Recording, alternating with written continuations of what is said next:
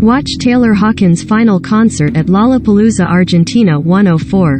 CNN. The death of Foo Fighters drummer Taylor Hawkins shook the music world this weekend, with fans and musicians everywhere reeling from the news of his passing at age 50. The circumstances of Hawkins' death remain largely unclear, but here's what we know so far. He had a 25-year career with Foo Fighters. Hawkins was playing drums for Alanis Morissette before joining Foo Fighters in 1997, 3 years after the group's founding by frontman Dave Grohl, in time to join the band's tour after the release of The Color and the Shape for the Rock and Roll Hall of Fame. At first, it took me a while to find my place, it really did, Hawkins told CNN's Anderson Cooper in a 2014 interview for 60 Minutes, referencing Grohl's history as the drummer for the legendary grunge band Nirvana, which abruptly ceased with the death of Kurt Cobain in April 1994. But Grohl never made it. Foo Fighters drummer Taylor Hawkins has died, band says.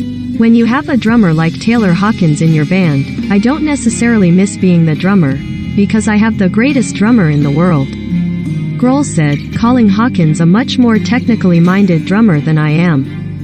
Foo Fighters wasn't Hawkins' only project. He had released solo material under his own name and with Taylor Hawkins sang lead and played drums. The band released 3 albums, most recently 2019's Get the Money. Last year, Hawkins teamed up with Dave Navarro and Chris Haney of Jane's Addiction to form supergroup NHC, Navarro, Hawkins, Chaney.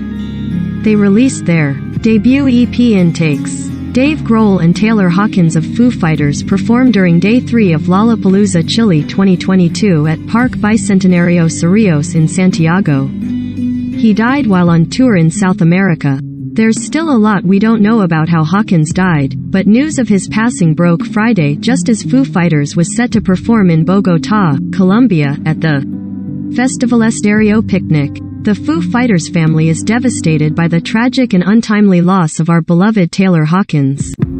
His musical spirit and infectious laughter will live on with all of us forever, the band said on Twitter.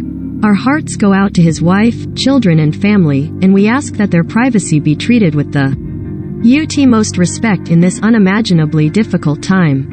Emergency responders received a report Friday evening about a patient with chest pain at a hotel north of the city, according to a statement from Bogotá's Secretary of Health. An ambulance was sent to the scene. A private health provider had already been providing treatment, but efforts to resuscitate to Hawkins were unsuccessful, the statement said. Romeo Reyes, a concert-goer who traveled to Bogotá from El Salvador, told CNN the performance was cancelled as fans gathered around 11 p.m. about 10 minutes later. The news broke that Taylor had died, Reyes said. We were all sad, Reyes said. The band's performance in Colombia was supposed to be followed by another on Sunday in São Paulo, Brazil. Fans react after learning of the death of Foo Fighters drummer Taylor Hawkins at the Festival Estéreo Picnic in Bogotá. What a preliminary report by Colombia's AG says. The cause of death was not disclosed in a preliminary forensic medical study released Saturday by Colombia's Attorney General's office, which said a urine toxicology test found 10 substances, including THC, tricyclic antidepressants, benzodiazepines and opioids.